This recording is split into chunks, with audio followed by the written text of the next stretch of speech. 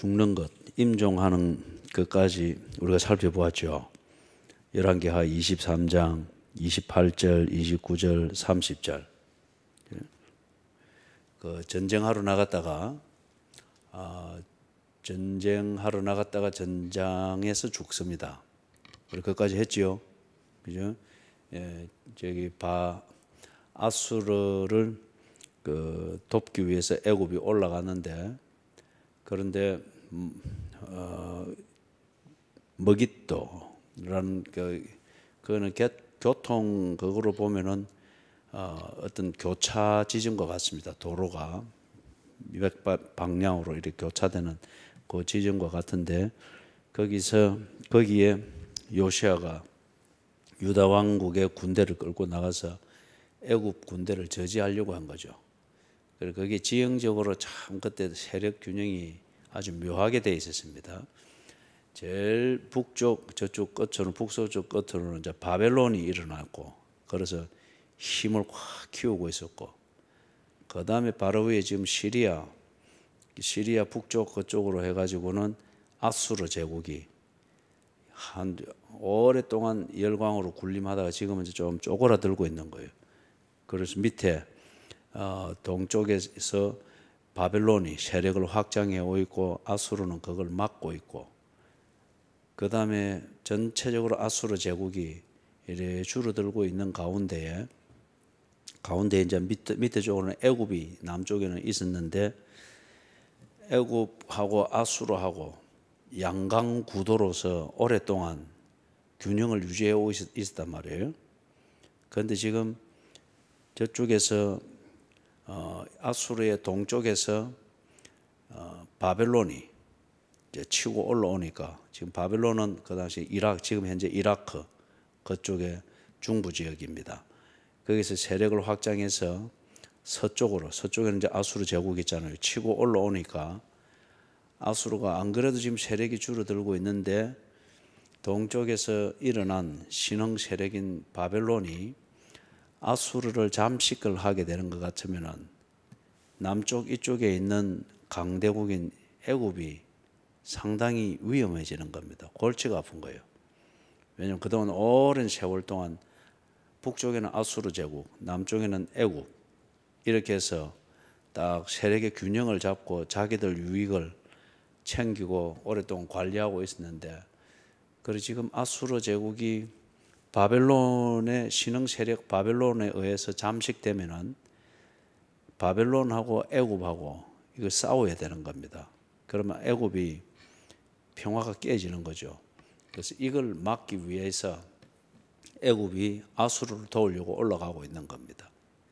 그래서 신흥 세력 바벨론을 아수르와 함께 물리치려고, 그래서 기존의 국제 힘의 균형을 유지를 하려고 올라가고 있는데, 그런데 이 요시아는 바벨론 편입니다. 왜냐하면 아수르한테 오랫동안 당해왔잖아요. 그렇기 때문에 신흥 세력 바벨론이 일어나서 아수르를 없애주면은 그동안 가나안 땅에 유다 왕국뿐만 아니고 아수르에게 괴롭힘을 당하던 그런 소수 민족들이 기를 펼 수 있다, 이제 기지기를 할 수 있다 생각하고 신흥 세력 바벨론을 돕는 게 대부분의 입장이었어요. 그리고 그 중에 하나가 유다 왕국이었기 때문에 요시아 왕이 나서 가지고 애굽을 막았던 겁니다. 바벨론을 돕기 위해서. 이 참 국제 정세가 개편되는 그런 지점이죠. 그리고 복잡합니다. 그런데 그 전쟁에 나가서 요시아가 애굽 왕에게 죽은 겁니다. 그럼 전쟁이 실패한 거죠. 그러니까 이 애굽이 유다 왕국으로 들어온 거죠. 들어와서 내정 간섭을 하면서 딱 정리를 합니다. 그게 23장 31절에서부터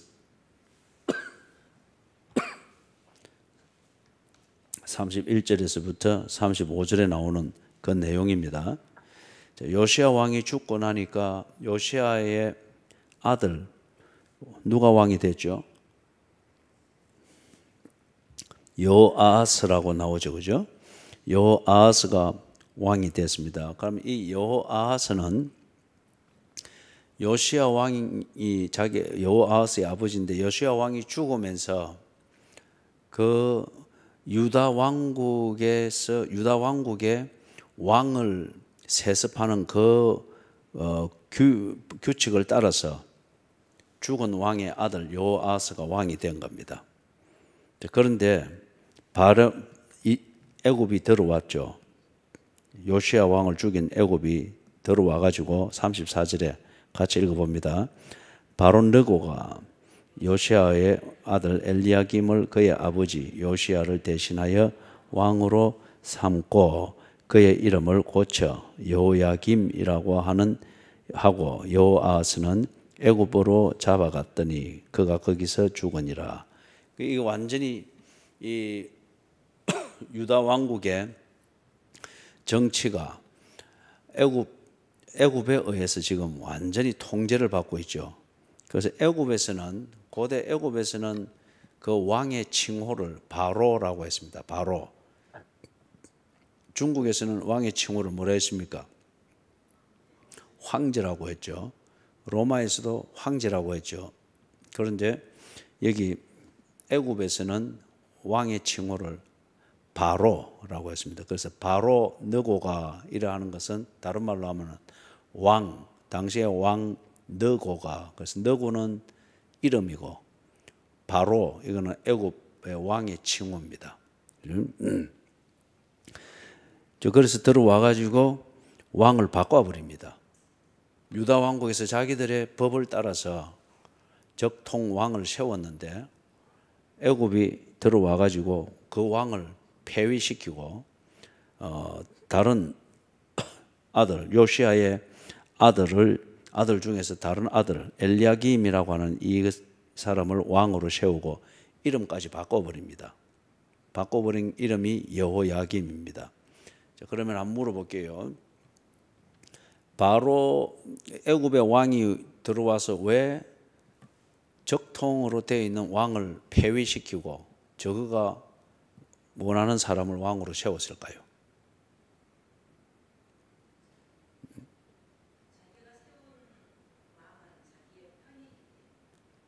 그죠? 예. 아주 잘하셨어요. 예. 여호아하스는, 즉 요시야는 애굽 군대를 막기 위해서 나왔잖아요. 그러면 요시야 왕은 친애굽 정책이 아니고 친바벨론 정책이었죠. 그렇기 때문에 막으로 나왔단 말이에요. 그래서 애굽이 요시야 왕을 물리치고 나니까 적통으로 요시야 왕을 이어서 여호아하스가 왕이 될 때 가면 여호아하스는 친바벨론이겠습니까? 친애굽이겠습니까? 친바벨론이죠. 그렇기 때문에 이 애굽이 들어와 가지고 친바벨론 왕을 폐위시키는 겁니다. 폐위시키고 친애굽 정책을 펼 수 있는 왕을 세운 겁니다. 그래서 엘리야김이 왕이 되고 이름도 여호야김이라고 애굽이 바꿨습니다. 애굽이 이 이름으로. 그런데 그 밑에 보니까 여호야김이 이제 왕이 되어서 하는 게 이게 신통치 않습니다. 이게 신통치 않고 거기 통치를 하고 정치를 하는 게 누가 했던 대로 한다고 합니까? 거기 3절을 보면은 므낫세의 지은 모든 죄 때문이며 그렇게 되어 있죠. 그래서 이게 지금 여호야김의 정치가 므낫세가 했던 그 일거가 그걸 그대로 본받아서 합니다. 그런데 므낫세가 아주 악한 왕으로 하나님께 찍혔잖아요. 그렇기 때문에 므낫세가 했던 통치 철학을 가지고 그대로 하면은 이 아들 여호야김도 여호와의 눈에는 벗어나는 게 되는 거죠. 그래서 이 여호야김이 죽습니다. 여호야김이 죽고 단명을 하는데 그 다음에 5절을 보니까 여호야김의 남은 사적과 행한 모든 일은 유다 왕 역대지락에 기록되지 아니하였느냐. 여호야김이 그의 조상들과 함께 자매 그의 아들 여호야긴이 왕이 대신하여 왕이 되니라. 여호야긴이라고 나옵니다. 그리고 이게 지금 칠판에서 그림을 그리면 좋은데 우리 컬스웨이를 할 때 하고 통큰 통독할 때는 이걸 여러분이 자세히 좀 했죠. 이게 자세히 해서 그림으로 그리기도 하고 이랬습니다. 지금 그렇다면 이제 이 요시야 왕으로부터 생각하면 돼요. 요시야 왕에게 아들이 있는데 아들이 3명입니다. 아들이 지금 현재 2명이 등장됐어요. 요시야 왕의 아들 중에 한 명은 여호아하스, 또 한 명은 엘리야김. 그런데 요시야 왕이 친바벨론 정책을 했던 왕인데 그 아들 중에서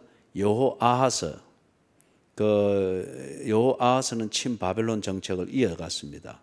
그런데 애굽이 들어와 가지고 여호아하스를 폐위시키고 친애굽 정책으로 나라를 다스리라라고 해서 요시야의 다른 아들 엘리야김을 왕을 세운 거예요. 이름도 여호야김으로 바꾸고.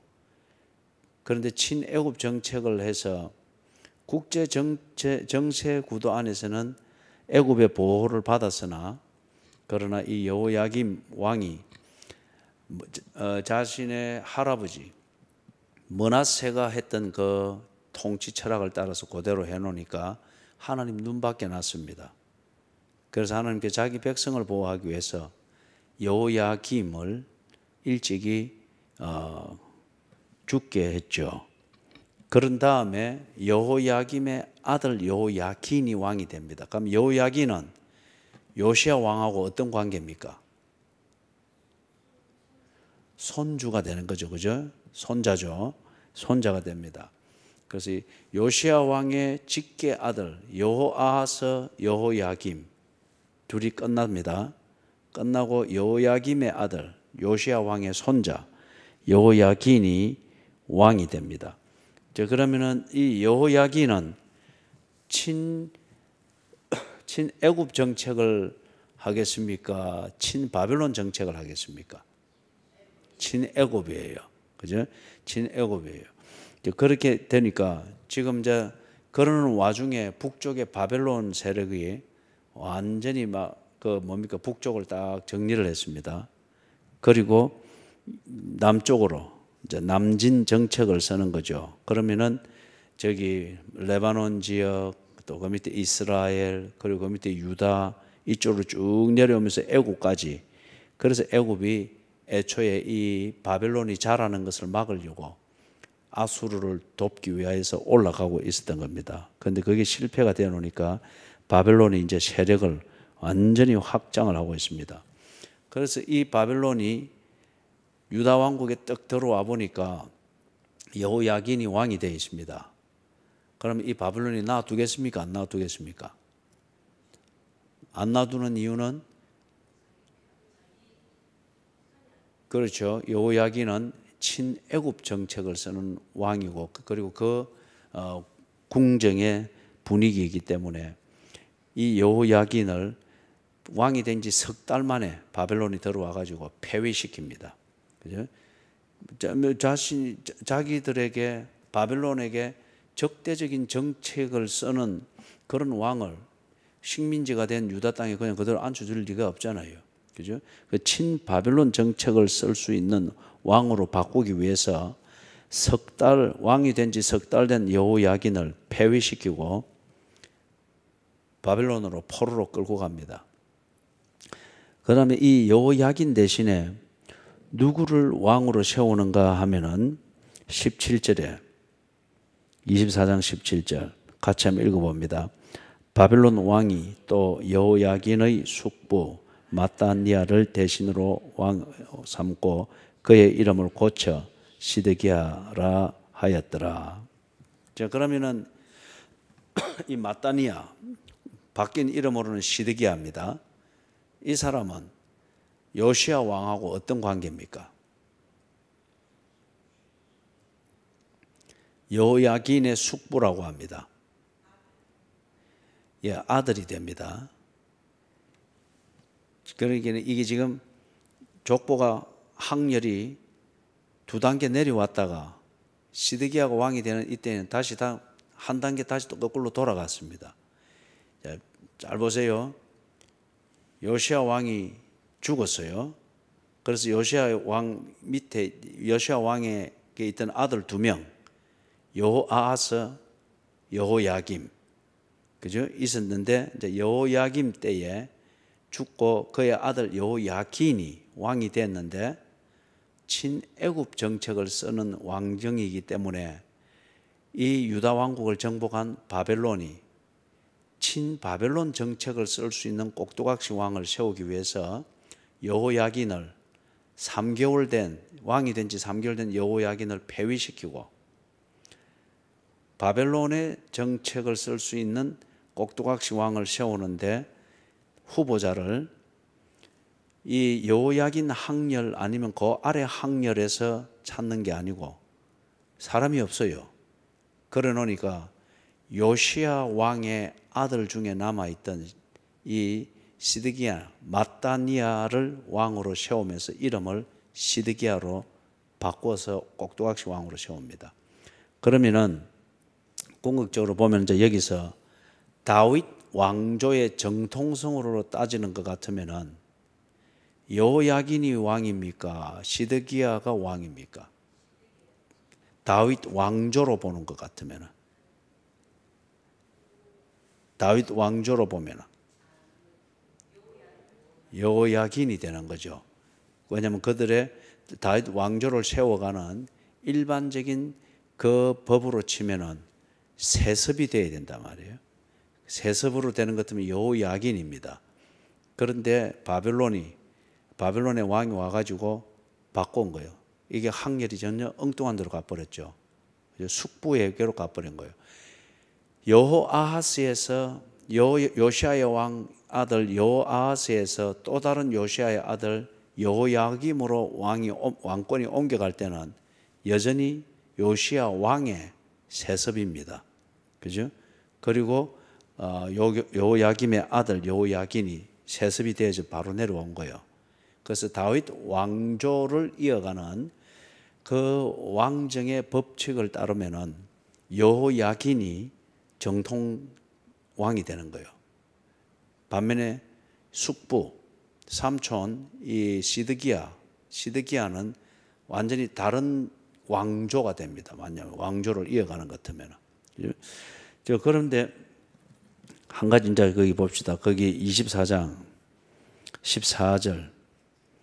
이제 여기서는 이 들어온 이 뭡니까? 바벨론이 이때가 언젠가 하면은 597년입니다. 주전 597년. 바벨론이 침공해서 포로로 잡아가고 하는 것으로 치면은 2차 바벨론 침공입니다. 1차는 주전 605년에 있었고, 그리고 지금 2차 주전 597년 들어와 가지고 위에서 우리가 3절에서 쭉 14절까지 내려오면서 보다시피 고루고루 다 잡아가지요. 고루고루 포로로 해서 다 잡아가고 여호야긴 왕도 그때 잡혀갑니다. 왕도 잡혀가고 다니엘도 이때 다니엘의 세 친구와 함께 이 포로로 끌려갈 때 이 무리에 섞여 있었습니다. 그래서 잡혀갔습니다. 그러면서 14절에 보니까 그 끝에 비천한 자 외에는 그 땅에 남은 자가 없더라. 그러면은 비천한 자가 아닌 다른 사람들은 좀 똑똑하고 그 다음에 뭔가 이러한 귀족 출신이고 뭐 이런 사람들은 다 잡아갔다는 거잖아요. 그리고 그 땅에는 비천한 자만 남겨두었습니다. 바빌론이 왜 이렇게 했을까요? 예? 예. 요즘 똑똑한 사람들 놔놓으면은 또 이렇게 잘 모아가지고 반란 일어나고 말 안 듣는단 말이에요. 그런데 이제 비천한 자만 남겨두는 거는 한편 보면 자기들 말 잘 들어먹고 부리먹기 좋은 대로 놔두고, 그 다음에 거기 사람이 없고 경작을 안 하고 관리가 안 되면 황무지가 되잖아요. 땅을 관리하고 경작하도록. 그리 하는 이유는, 그리 해야 원래 그 침략국들이 식민지로 만든 거기는 군수품 조달입니다. 그래서 가나안 땅에서 그들이 바벨론이 필요한 과실물과 농산물과 이런 것들을 늘 거기서 조달받는 그런 것으로 하기 위해서 관리하고 농사짓고 할 수 있는 사람들, 그러나 말은 잘 듣고 다르게 뭐 폭동 일으키고 이리 안 할 사람들, 비천한 사람들만 남겨뒀던 거예요. 그렇기 때문에 이 유대인들 중에서 바벨론 포로 출신들이 굉장히 이 본토 가나안 땅에 있던 사람들을 무시했어요. 무시했어요. 자기들이 엘리트 집단이고 여기는 그런 목적으로 비천한 사람들이 있었다라고 해서 그 후손들도 그런 식으로 차별들이 있었다는 거예요. 자, 그래서 바벨론이 그렇게 잡아오고 지금 이제 이스라엘의 역사에서는 시드기야가 왕이 되어서 친바벨론 정책을 펴고 있습니다. 근데 이제 25장 거기 보니까 이제 시드기야 제9년 열째 달 10일에 바벨론의 왕 느부갓네살이 그의 모든 군대를 거느리고 예루살렘을 치러 올라왔다고 합니다. 그 성에 대하여 진을 치고 주위에 토성을 쌓았다. 이랬는데 그러면은 바벨론이 자기 말 잘 듣고 자기들이 하라는 대로 이 정치하라고 왕을 세워줬단 말이에요. 그가 시드기야인데 그런데 바벨론이 지금 여기 군대를 끌고 쳐들어 내려왔습니다. 주변에 토성을 쌓았다고 하는 것은 포위를 한 걸 말합니다. 이럴 때에 로마 군대가 예루살렘 성을 정복할 때는 이게 아주 극심했어요. 그래서 어느 정도였는가 하면은 만약에 예루살렘 성의 성벽 높이가 3m일 것 같으면은 로마 군대도 똑같이 그 밖에다가 3m보다 조금 더 높도록 토성을 쌓은 겁니다. 그리고 그 위에 올라가 가지고 밑으로 내리다 보면서 성 안으로 화살을 쏘아대었던 거예요. 그게 예수님이 예루살렘 성 멸망을 예고할 때 그 말씀을 하셨죠. 토성을 쌓고 토둔을 쌓고 그 말 표현이 있죠, 그죠? 그게 그 성 밖에 또 다른 담을 쌓은 겁니다. 그죠? 그래 그거는 뭐 돌 갖다서 돌로 성벽을 만들 시간이나 이게 안 되니까 토성을 쌓는 거예요. 그리고 쏘아대는데 자 그런데 이제 한번 여러분 생각해 보세요. 바벨론이 자기 말 잘 들으라고 자기들 손으로 세운 시드기야 왕인데 그런데 왜 이 시드기야가 왕으로 있는 이곳에 그들이 쳐들어 내려와서 전쟁을 하지요?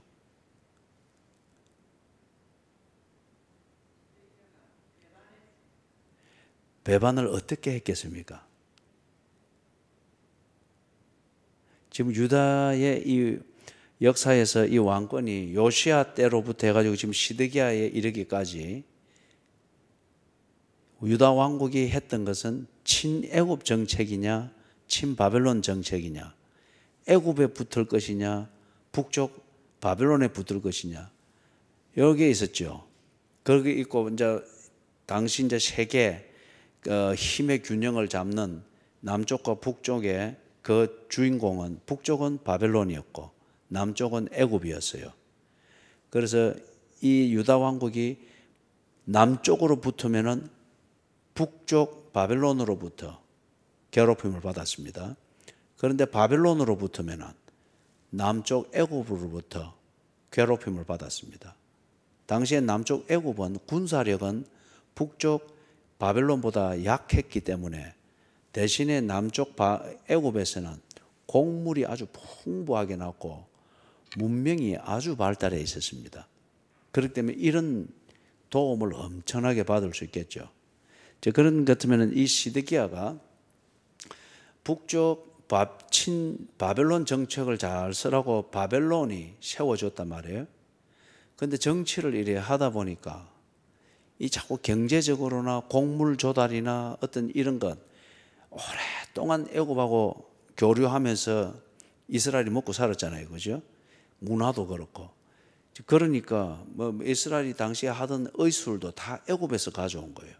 치료하는 법, 뭐 병하는 그것도 애굽에서 다 가져온 거란 말이에요.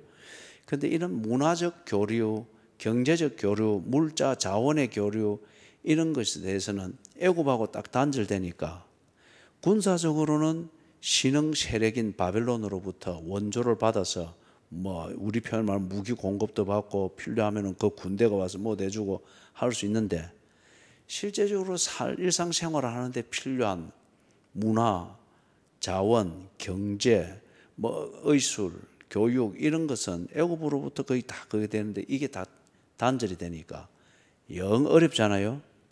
그래서 이 시드기야가 왕이 된 지 5년 만에 정책을 바꿉니다. 이거는 시드기야의 본심이기보다 국내 대신들이 이러면 안 됩니다. 이러면 우리 못 먹고 삽니다. 예? 그렇게 막 이렇게 쫄라대니까 시드기야가 결국에는 바꿉니다. 친 바벨론 정책에서 친 애굽 정책으로. 자, 이러면은 누가 심지가 확 상합니까? 바벨론이죠. 이 괘씸한 것 왕 시켜놨더만은 그래서 지금 이 들어온 거예요. 느부갓네살이 들어와 가지고 본때를 보여주려고 딱 들어왔습니다. 그래서 성을 철저히 포위를 했죠. 토성을 쌓고 일전으로 포위를 했습니다. 그 다음에 25장 3절에서부터 보세요.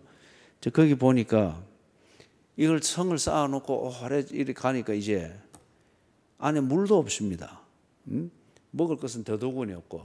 그래서 이걸 지금 역대기에 이래 보면은 이제 이 기간 동안에 성에서 도저히 먹을 게 없고 이러니까 뭘 하는가 하면은 자식을 잡아먹습니다. 자식을.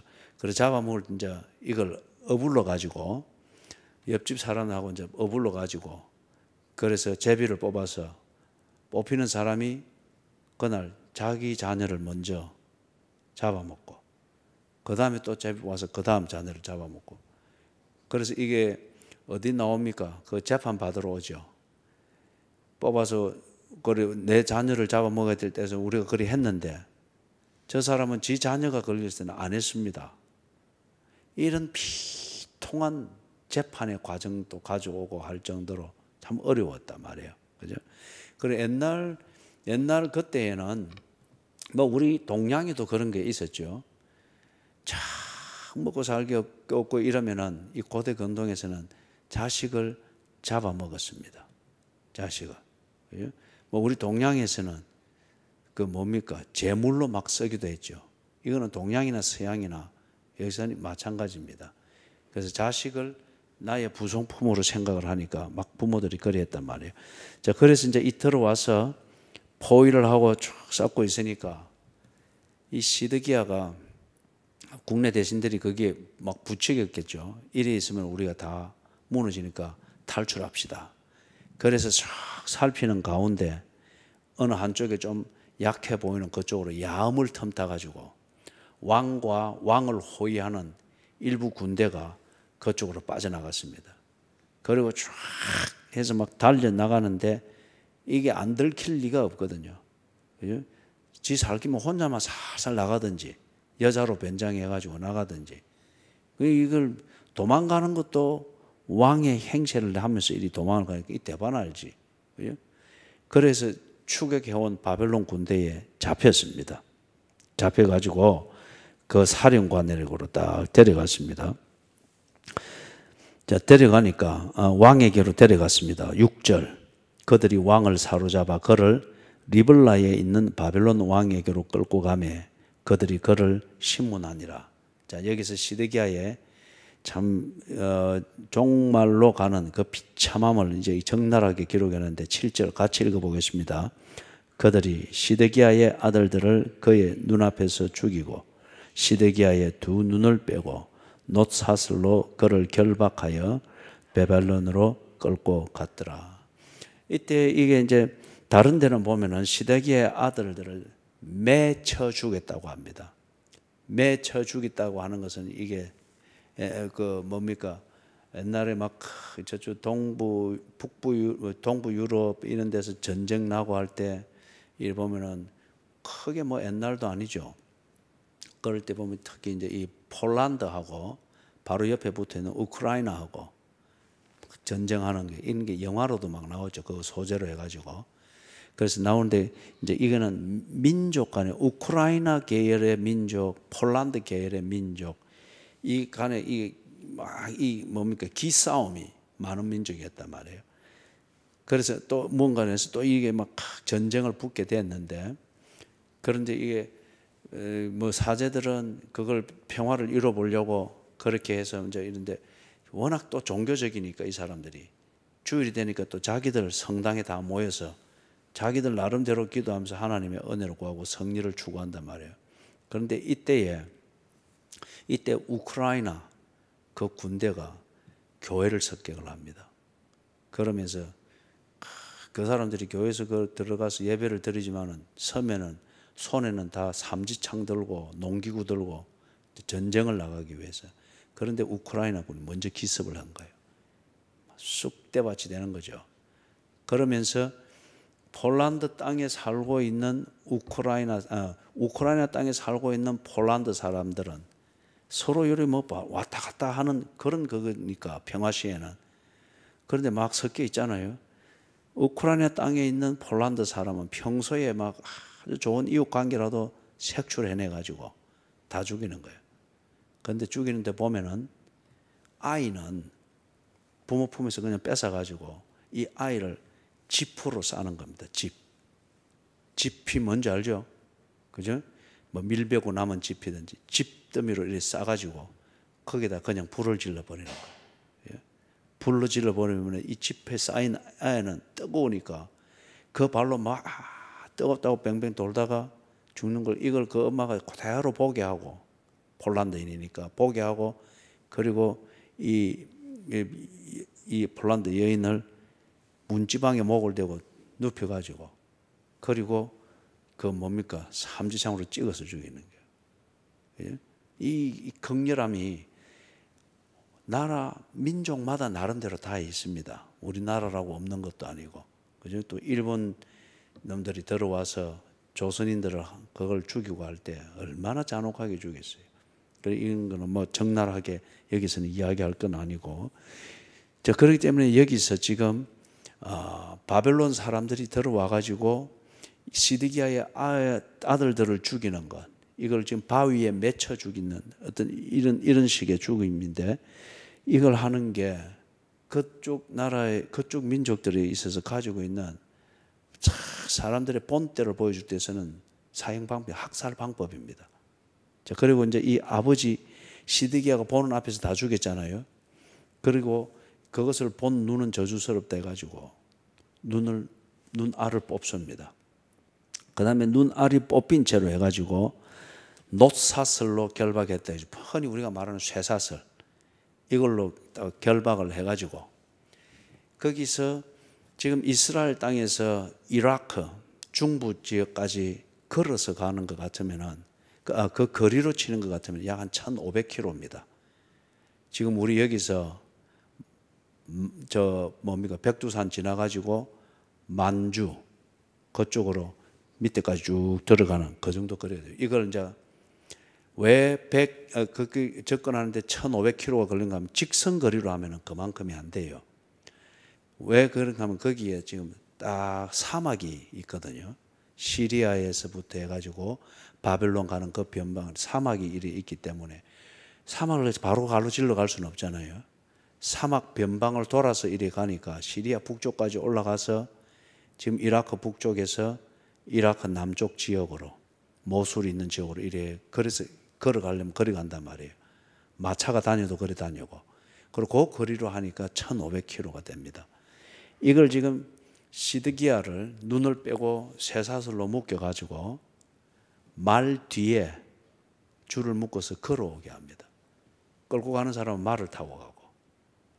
그러니 이 시드기야가 눈이 뽑힌 채 쇠사슬에 묶여가지고 왕이었던 이 사람이 그렇게 해서 말 뒤에 끌려서 1,500km를 걸어서 간 거예요. 바벨론에 도착한 다음에 그들이 죽입니다. 그래서 사람들이 대개 보면은 죽어도 편히 죽고 곱게 죽겠다 하는 이제 이 조건을 줄 때에 그 과정, 그 시드기야 같은 경우는 자식 죽는 거 보고 눈알이 뽑히고 쇠사슬에 묶여서 말 뒤에 끌려서 1500km를 걸어가는 이러한 고문과 힘든 것, 이런 걸 겪지 않고 그냥 고이 바로 죽겠다. 그래서 그들이 원하는 대로 조건을 다 풀어주고 그래 죽는 경우들 많죠. 근데 이제 시드기야 같은 경우는 죽음보다 더 독한 고난을 다 겪고 그리고 딱 죽임을 당합니다. 바벨론에 끌려가 가지고 참 비참하죠. 그래서 이 시드기야 왕이 친 바벨론에서 친 애굽으로 배신했다 하는 이것에 대한 바벨론의 복수였어요. 그렇게 해서 딱 죽여버립니다. 그 다음에 이제 오늘 우리가 그 본문에 나와 있는 것처럼 8절에서부터 12절 같이 한번 읽어보겠습니다.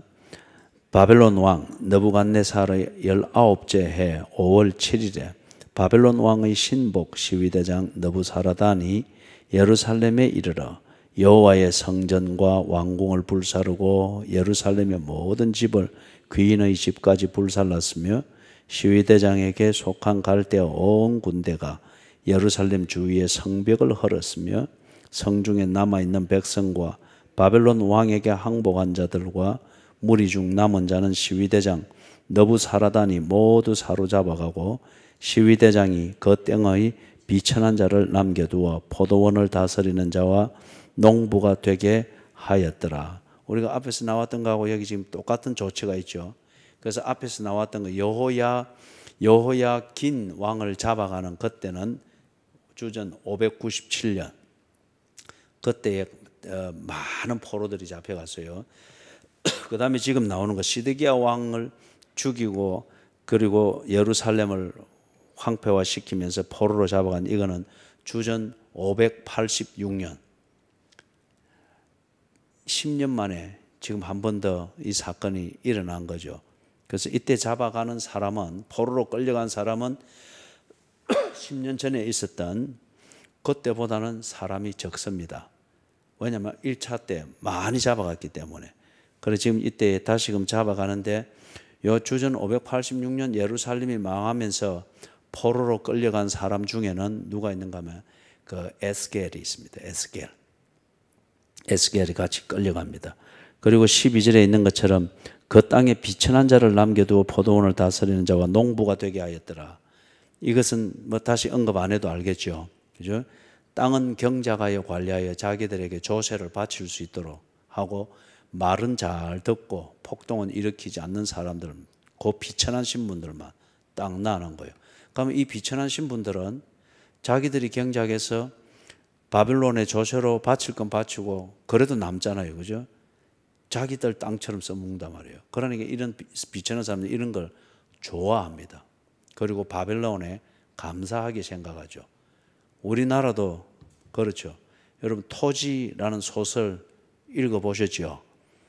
거기 보면 이제 우리나라가 천지개벽할 때 왜냐면 농부들에게는 토지개혁 이거는 천지개벽보다 더 큰 거죠.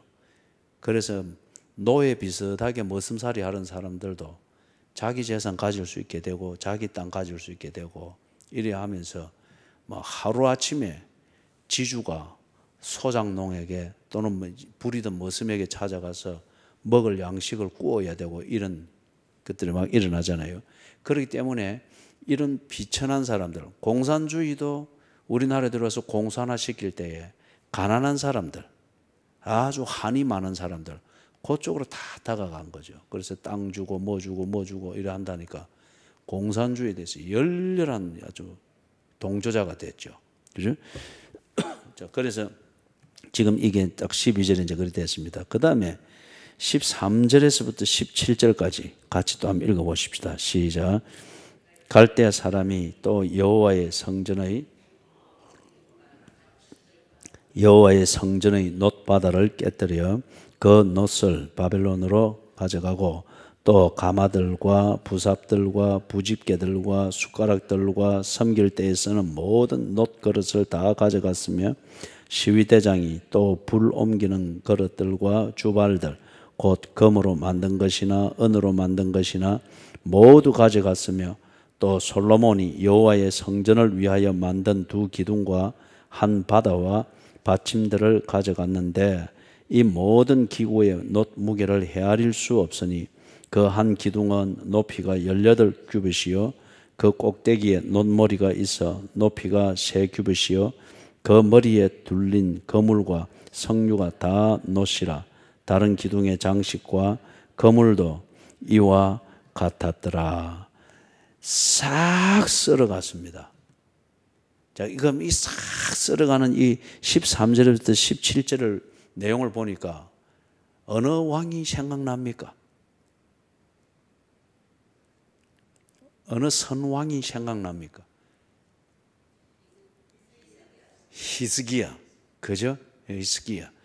우리 서성신 권사님, 아이고, 고건데. 그래도 맞은 걸로 해줄게요. 예. 아이고, 고건데. 그리고 그게 히스기야 왕입니다. 예. 그리고 딱 보니까 이게 딱 대충 알겠잖아요. 그죠? 알고 약탈하고 있잖아요. 그죠? 어디에 뭐가 있고 어디에 뭐가 알고 지금 샅샅이 약탈하잖아요. 그죠?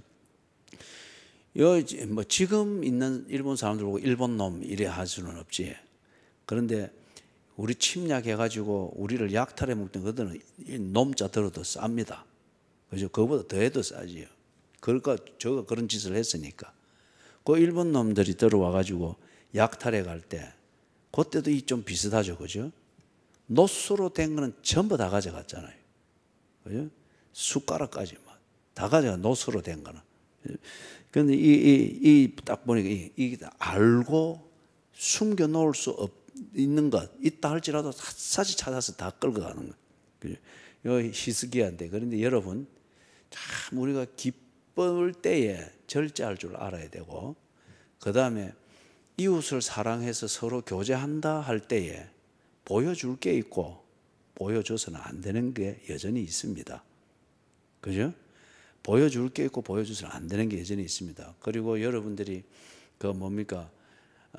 특히 이제 여성분들끼리 모여가지고 재밌게 수다 떨고 이럴 때에 할 말이 있고 해서는 안 될 말이 있어요. 해서는 안 될 말을 했을 때에 그게 결국은 내게 부메랑이 뭔지 알죠?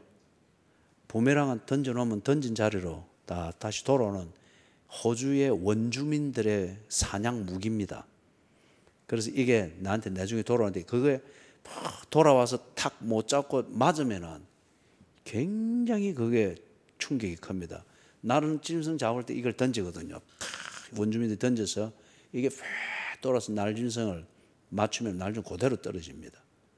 그렇게 잡는데 이게 부메랑이 되려 돌아온다 하는 이 말은 나는 재밌으라고 한 말이고 이 친구 사귀려고 한 말인데 이게 나중에 내한테 부메랑이 되려서 돌아올 때는 내가 재밌으려고 다 이해하는 것이라 알고 남편 흥을 받는데 나중에 이래 돌아올 때는 집의 품위, 그다음 내 자존심 이걸 아주 상하게 만드는 무엇으로 돌아오는 게 되는 거예요. 그렇기 때문에 여러분 우리 남자들은 안 그럽니다. 그죠? 김 지사님. 우리는 뭐 부인들 흉보고 그런 거 안 합니다. 그런데 이 여성분들 좀 절제를 해야 돼요. 그죠? 너무 기분이 좋아도 그렇고, 남편 자랑할 게 너무 많아도 그렇고, 남편에 대해서 억하심정 쌓인 게 많아도 그렇고, 할 말이 있고 안 할 말이 있어요. 해서 우선은 내가 해소가 되지만은 그게 나중에 부메랑이 돼서 돌아와가지고 정말 내가 감당할 수 없는 그러한 수치심을 느끼게 만들거나 자존심 확 상하게 만들거나, 그죠? 그걸 잘 새겨야 되는 거예요. 이 히스기야 왕이 너무 기분이 좋았죠. 또 하나님의 베푸신 은혜를 자랑하고 싶었죠. 자랑하는 건 좋았는데 지가 감당이 안 될 정도로 다 열어 보여본 거예요. 그래서 지금 샅샅이 당하고 있습니다. 그대로 샅샅이 당하고 있죠. 그 다음에 18절에서부터 21절에 돼요. 이번에는 와가지고 이 참 복수를 하는 게 아주 철저하게 하죠. 그래서 사람들도 다 있는 대로 샅샅이 다 골라내가지고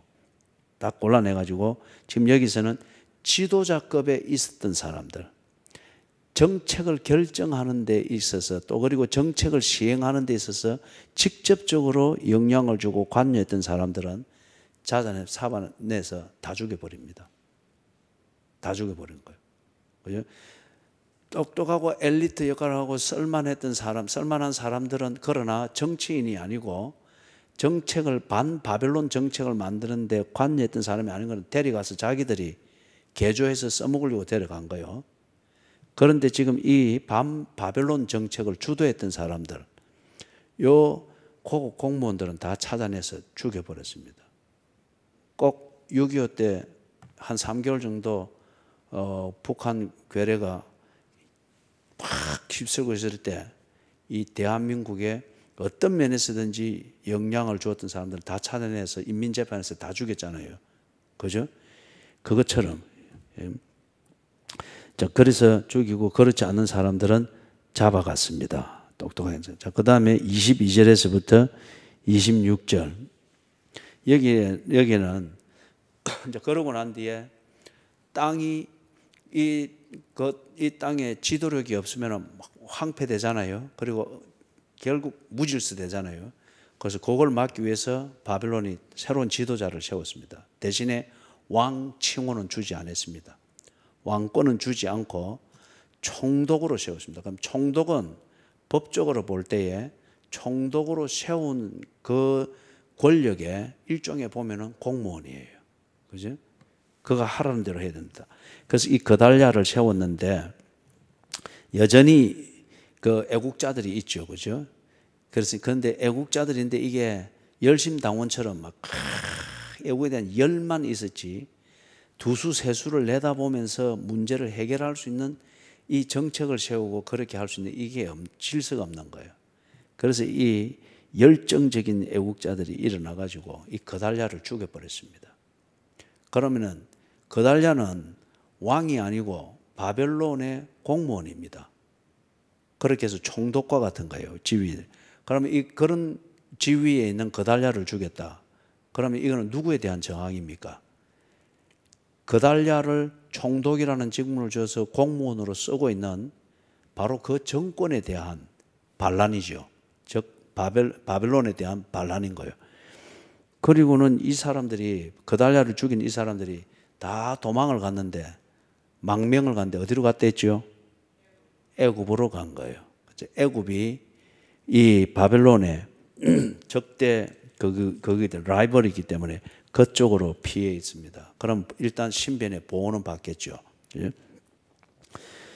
자, 그러면 무질서가 그리 됩니다. 그다음에 이제 27절에서부터 마지막 30절 같이 한번 읽어보겠습니다. 유다의 왕 여호야긴이 사로잡혀 간 지 37년 곧 바벨론의 왕 에월 모로닥이 제위한 원년 12월 그달 27일에 유다의 왕 여호야긴을 옥에서 내놓아 그 머리를 들게 하고 그에게 좋게 말하고 그의 지위를 바벨론에 그와 함께 있는 모든 왕의 지위보다 높이고 그 죄수의 의복을 벗게 하고 그의 일평생에 항상 왕의 앞에서 양식을 먹게 하였고 그가 쓸 것은 날마다 왕에게서 받는 양이 있어서 종신토록 끊어지지 아니하였더라. 그래서 거기 보면은 그 머리를 들게 하고 27절 마지막에 되어 있죠. 이게 그 지위를 회복해 주었다는 겁니다. 그 명예를 회복시켜 주었다. 그 말과 같습니다. 자, 그럼 이걸 왜 여기 보면 다소 좀 우리가 볼 때에 조금 과하다 싶을 정도로 아주 자세하게 써놨잖아요. 그죠? 날, 일, 시까지. 그리고 뭘 먹는지, 어떻게 먹는지. 그래서 그 일상생활이 회복된 이 그림을 자세하게 말하고 있잖아요. 심오한 의미가 있습니다. 자, 거기서 이제 이 정리를 하면 이렇습니다.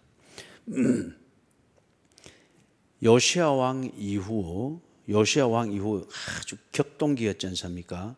그래서 이 격동은 북쪽에 바벨론이 일어나고 남쪽에 애굽이 여전히 딱 그때는 이빨 빠진 호랑이와 같지만은 딱 저력을 과시하고 있습니다. 이 사이에서 두 고래 사이에서 새우밖에 안 되는 이스라엘이 어떻게 살아남으려고 요 붙었다가 저 붙었다고 하고 있지 않습니까? 그런데 그 시기부터 해가지고 우리 열왕기하 23장에서부터 지금 마지막 25장까지 쫙 흘러내려올 때 보면은 이 새우 존재감밖에 안 되는 이스라엘이, 유다가 살아남으려고 이쪽 고래에 붙었다가 저쪽 고래에 붙었다가 붙을 때마다 언제나 혼란이 일어났죠. 그죠? 붙을 때마다 정책이 성공하는 것이 아니고 언제나 혼란이 일어났습니다. 그러면서 거기 공통적으로 쫙 흘러내려오는 표현이 여호와 보시기에 악을 행하였더라. 그리고 머나세의 전철을 밟았더라. 하나님이 개입하고 계시고 통치하고 계신데 그들은 전혀 하나님을 생각하지 못하고 보지 못하고 오히려 무시하면서 단지 눈에 보이는 두 고래 중에 하나를 본 거예요. 바벨론이라는 고래, 아니면 애굽이라는 고래. 이 고래에 붙어서 살까, 저 고래에 붙어서 살까. 거기서 잔머리 굴리고 잔저주 부리느라 하나님을 그들은 보지 아니했습니다. 어떤 데는 보이지도 않았습니다. 왜냐하면 여기에 집착하니까. 그런데 통치는 두 고래가 하는 것이 아니고 그들이 보지 못하거나 보지 아니하려고 하는 하나님이 고래를 움직이고 있습니다. 요 새우 같은 이스라엘을 길들이기 위해서 두 고래를 움직이고 있습니다. 이걸 본 사람이 없었습니다. 마침 요시야가 그것을 보고 한번 싹 개혁을 하려고 해서나 요시야가 어느 단계에 말년에 가서 정치적 이슈에 너무 몰입을 하느라 요시야도 잠시 위에 하나님을 못 보고 고래를 보았습니다. 그러다가 정치적 죽음을 당한 거죠. 그 이후 요시야의 아들 형제로 이어지는 이거는 하나님의 통치가 없고 두 고래 사이에서 잔재주를 부리다가 고래 싸움에 새우 덩쳐져 계속 죽었습니다. 그런데 마지막에는 결국 덩짝만 터지는 게 아니라 다 찢어버린 거죠. 녹기둥 벗겨가고 하는 이 철저히 벗겨가는 이게 예루살렘이 완전히 무너진 그것을 보여주는 적나라한 그림이죠. 그런데 마지막에 가서 여호야긴이 회복되는 이 그림을 다 보여주고 있습니다. 예루살렘을 황폐화시키고 몹쓸 땅, 더 이상 일어설 수 없는 땅으로 만든 것으로 보이는 바벨론의 바로 이 힘의 중심지 안에서 끌려간 다윗 왕조의 마지막 왕 여호야긴이 회복이 되고 복권이 되고 있는 것을 세밀하게 그래서 보여주고 있습니다. 시드기야가 마지막으로 왕으로 있다가 죽은 시드기야가 다윗의 적통이었습니까? 바벨론으로 끌려간 여호야긴이 적통이었습니까? 여호야긴이 적통이었죠. 그죠? 요시야, 그 다음 요시야의 아들 여호야김, 여호야김의 아들 여호야긴이었죠. 그런데 시드기야는 요시야의 아들이었죠. 그죠? 요시야의 아들이었으나 요시야로부터 세습된 적통 왕은 누구였죠? 여호아하스였습니다.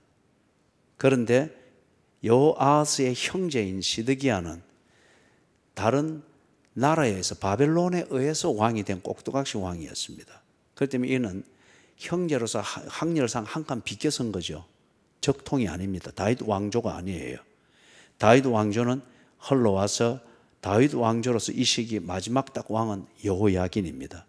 그런데 여호야긴이 끝난 것 줄 알았는데 복권이 됐고 회복하여 왕으로서 명예를 유지하고 있습니다. 이 소식이 똑똑한 상륙청 유대인들이 지금 바벨론으로 다 끌려가 있잖아요. 그들이 이 소식을 듣겠습니까? 안 듣겠습니까? 듣죠. 그리고 이 포로들이 끌려가 있는 바벨론과 1500km 떨어져 있는 유다 왕국 사이에 왔다 갔다 연락을 하고 있는 사람이 있겠습니까? 없겠습니까? 있죠. 장사들이 있어도 있죠. 왕이 살아있다. 다윗 왕조가 살아있다. 다윗 왕조가 건재하고 있다. 그래서 바벨론으로 끌려가 있는 포로들도 그렇고 봉토에 남아있던 비천한 신분의 출신자들도 그렇고 그들에게는 여전히 하나님의 약속에 대한 소망이 있었던 거예요. 다윗 왕조에서 다스리는 자가 나올 것이다. 너를 구원하는 자가 나올 것이다. 네 위가 영원할 것이다.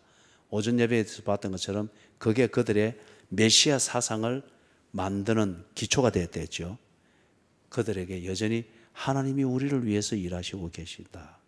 그러면서 그들이 간절한 소망이 그 여호야긴 왕이 하나님의 군대를 이끌고 자기 본국으로 돌아올 것이라 그들이 기대하면서 그게 그 당시 그들의 메시아 사상이었어요. 메시아가 돌아온다. 하나님의 나라가 이루어진다. 그러면서 살아있는 이 여호야긴을 보면서 그들이 그 희망을 가졌던 거예요. 한편 궁극적으로는 뭡니까? 하나님께서 약속을 잊었거나 약속을 지켜가다가 힘이 없어서 바빌론 때에 막 저지당하고 끝났다. 이게 아니라고 하는 것을 하나님이 보여주고 있는 겁니다. 하나님은 일하고 계신다.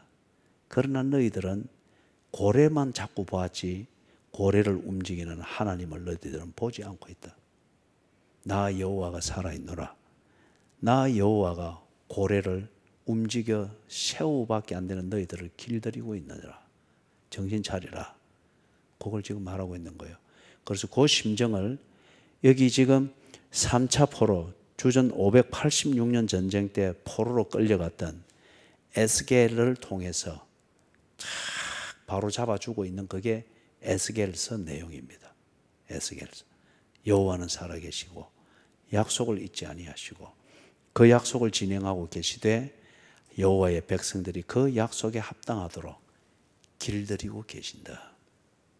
그걸 알고 회고하고 바로 가지도록 에스겔이 그 활동을 한 겁니다. 포로 중에서도. 그죠?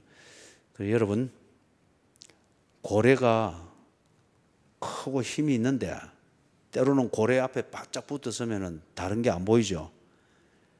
그런데 우리가 잊지 말아야 됩니다. 고래도 하나님이 지었고 움직입니다. 그죠? 여호와께서 집을 세우신다 했으면 집을 세우는 분은 하나님입니다. 경기도 아니고 호경기도 아니고 불경기도 아니에요. 일희일비하지 말고 그리고 눈앞에 보이는 고래만 보면서 고래와 함께 춤추려고 하지 말고 여호와를 보는 것. 평온할 때에 보고 배우고 확정하고 새겼던 여호와를 보고 기대하는 그 영혼의 눈이 흐리지 않도록 그리고 그 눈으로 보는 여호와 앞에서 바로 행하도록 하십시오. 여호와께서 집을 세우실 것입니다. 자, 우리 찬송할까요?